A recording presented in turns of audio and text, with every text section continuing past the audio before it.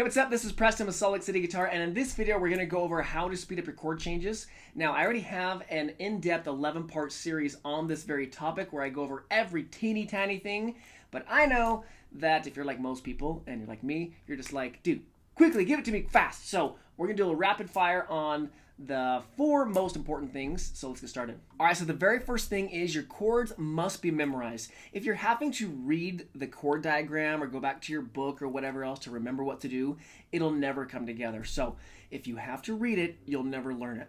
I gotta get you to just remember what to do, then we can start to speed them up. Then after we speed them up, we start to clean them up, okay? So get them memorized. Alright, so the second one is you gotta use the right fingerings. Now, all fingerings are not created equal. For example, if you did a D chord like this, technically you could do it like this too. The problem you're going to run into is quick chord changes with this fingering is going to be very difficult. For example, sus chords. A very popular sus chord is this. Right? This works like all by itself and for nothing else. This is way better. G chord. See that stayed the same? Alright? So what happens is with the different fingerings is, yeah, it'll work all by itself or maybe in one context, but we need to keep in mind the greater context of what's the best for the either the most chords or the chords that are quick chord changes, such as the sus chords. All right, the third one is you gotta have one motion. If you do your chords like this, I'll use C, bum, bum, bum. That's 3 thoughts, 3 movements, and you'll always be slow. You gotta get it one motion. Make sense? Same thing with G chord.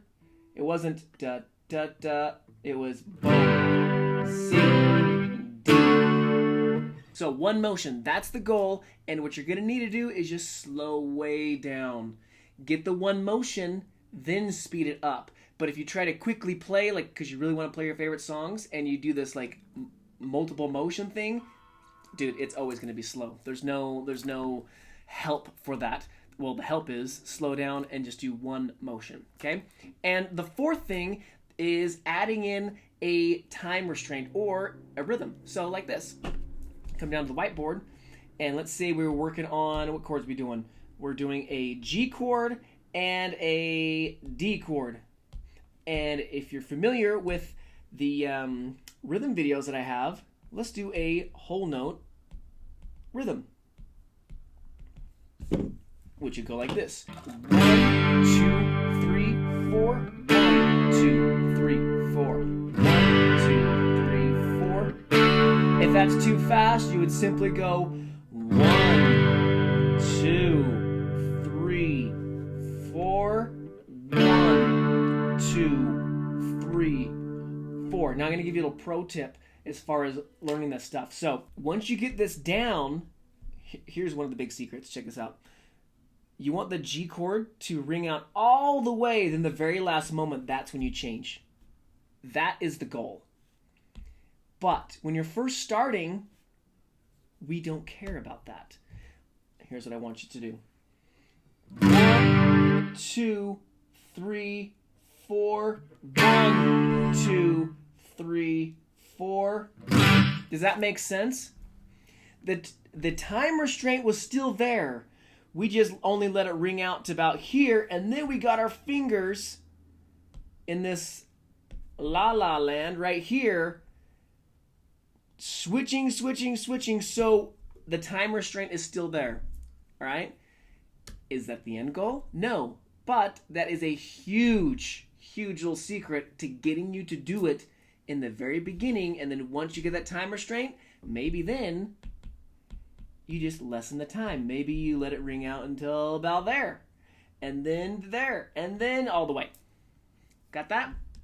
All right, so those are what I give you 4 very, very powerful and potent ways to speed up your chord changes.